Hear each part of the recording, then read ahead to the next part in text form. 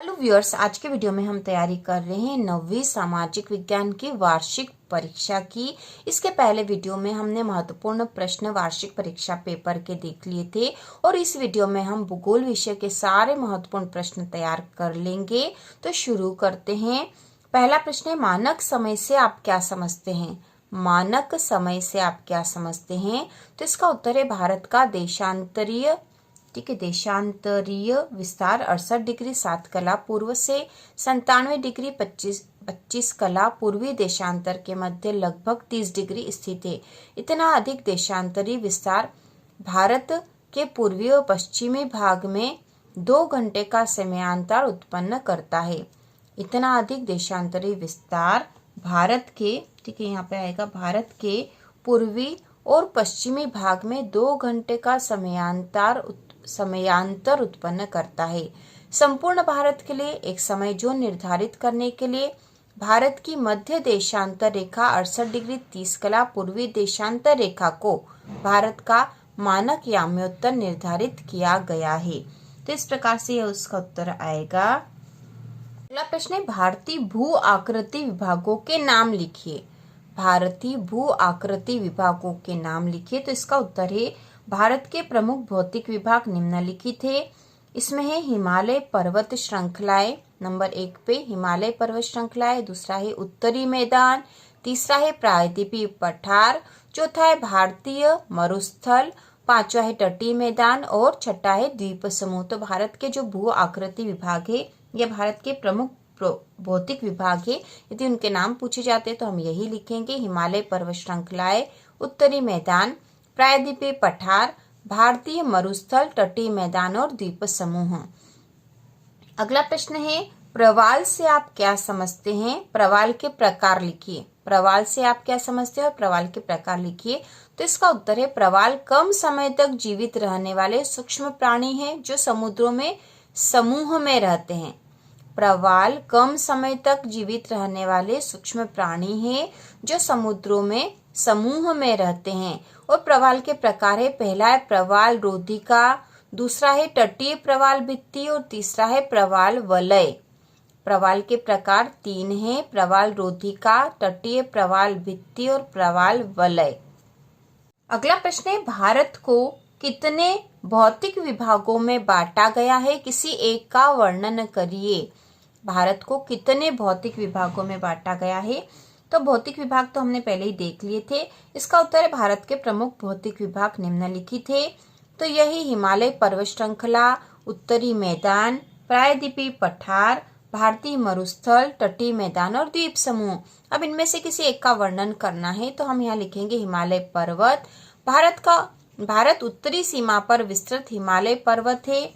ये पर्वत श्रृंखलाएं पश्चिम पूर्व दिशा में सिंधु से लेकर ब्रह्मपुत्र तक फैले हैं। यह विश्व की सबसे ऊंची पर्वत श्रृंखला है। यह अर्धवृत्त रूप में 2400 किलोमीटर की लंबाई में फैले हैं। इनकी औसत ऊंचाई 6000 मीटर है। इस पर्वत श्रृंखला के बीच कुछ महत्वपूर्ण घाटियां देहरादून, कोटलीदनु और पाटलीदून है। पूर्वांचल में पटकोई, नागा, मिजोर, मणिपुर पहाड़ियां है। तो हम यहाँ हिमालय पर्वत श्रृंखला का यहाँ वर्णन कर देंगे कि भारत उत्तरी सीमा पर विस्तृत हिमालय पर्वत है। ये पर्वत श्रृंखलाएं पश्चिम पूर्व दिशा में सिंधु से लेकर ब्रह्मपुत्र तक फैले हैं और यह विश्व की सबसे ऊंची पर्वत श्रृंखला है। अगला प्रश्न है, भाखड़ा नांगल परियोजना क्या है? भाखड़ा नांगल परियोजना क्या है? तो इसका उत्तर है, भाखड़ा नांगल परियोजना सतलज नदी पर बनी है। यह देश की सबसे बड़ी बहुउद्देशीय नदी घाटी परियोजना है। इस परियोजना का मुख्य उद्देश्य जल विद्युत उत्पादन है। भाखड़ा नांगल परियोजना क्या है? इसका उत्तर है, भाखड़ा नांगल परियोजना सतलज नदी पर बनी है। दूसरा पॉइंट है, यह देश की सबसे बड़ी बहुउद्देशीय नदी घाटी परियोजना है। और तीसरा पॉइंट है, इस परियोजना का मुख्य उद्देश्य जल विद्युत उत्पादन है। इसके बाद अगला प्रश्न है, पश्चिम बंगाल का शोक किस नदी को कहा जाता है और क्यों? तो इसका उत्तर है, दामोदर नदी को बंगाल का शोक कहते हैं। ठीक है, दामोदर नदी को बंगाल का शोक कहते हैं। प्रतिवर्ष नदी में बाढ़ आती है और ये किनारों के ऊपर से बहने लगती है। इससे अपार जनधन की हानि होती है। तो पश्चिम बंगाल का शोक या बंगाल का शोक एक ही बात होगी यहाँ पर।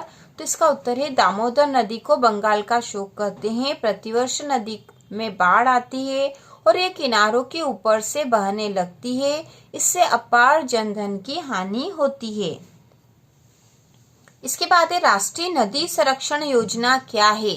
राष्ट्रीय नदी संरक्षण योजना क्या है? तो इसका उत्तर है वर्ष 1995 में राष्ट्रीय नदी संरक्षण योजना प्रारंभ की गई। इसके अंतर्गत अन्य नदियों को जोड़ने के लिए गंगा फार्म योजना का विस्तार किया गया। वर्ष 1995 में राष्ट्रीय नदी संरक्षण योजना प्रारंभ की गई। इसके अंतर्गत अन्य नदियों को जोड़ने के लिए गंगा फार्म योजना का विस्तार किया गया। अगला प्रश्न है जेट स्ट्रीम क्या है। जेट स्ट्रीम क्या है? तो इसका उत्तर है यह एक सक्रिय पट्टी में स्थित क्षोभ मंडल में अत्यधिक ऊंचाई वाली पश्चिमी हवाएं हैं। यह एक सक्रिय पट्टी में स्थित क्षोभ मंडल में अत्यधिक ऊंचाई वाली पश्चिमी हवाएं हैं। इनकी गति गर्मी में 110 किलोमीटर प्रति घंटा एवं सर्दियों में 184 किलोमीटर प्रति घंटा होती है। सबसे स्थिर मध्य अक्षांशीय एवं उपोष्ण कटिबंध की जेट हवाएं होती है। तो जेट स्ट्रीम क्या है? यह एक सक्रिय पट्टी में स्थित क्षोभ मंडल में अत्यधिक ऊंचाई वाली पश्चिमी हवाएं हैं। इनकी गति गर्मी में 110 किलोमीटर प्रति घंटा एवं सर्दियों में 184 किलोमीटर प्रति घंटा होती है। इसके बाद अगला जो है एल नीनो से आप क्या समझते हैं। एल नीनो से आप क्या समझते हैं? तो इसका उत्तर है ठंडी पेरू जलधारा के स्थान पर अस्थायी तौर पर गर्म जलधारा की उत्पत्ति को एल नीनो का नाम दिया गया है। ठंडी पेरू जलधारा के स्थान पर अस्थायी तौर पर गर्म जलधारा की उत्पत्ति को एल नीनो का नाम दिया गया। एल नीनो की उत्पत्ति स्पेनिश शब्द से हुई है जिसका अर्थ है बच्चा तथा जो बेबी क्राइस्ट को व्यक्त करता है। यह धारा क्रिसमस के समय चलना प्रारंभ होती है और समुद्र के तापमान को बढ़ा देती है। अगला प्रश्न है भारतीय मानसून को एकता का परिचय क्यों कहा जाता है। तो इसका उत्तर है मानसून हवाओं की दिशाओं का ऋतुओं के अनुसार परिवर्तन होता है। दूसरा है संपूर्ण भारतीय भूदृश्य इसके जीव तथा वनस्पति कृषि चक्र मानव जीवन, ठीक है, मानव जीवन तथा त्योहार उत्सव पर मानसून का प्रभाव पड़ता है जो एकता का परिचायक है। अगला प्रश्न है वन्य और वन्य जीवों की सुरक्षा के लिए सरकार ने क्या कदम उठाए हैं।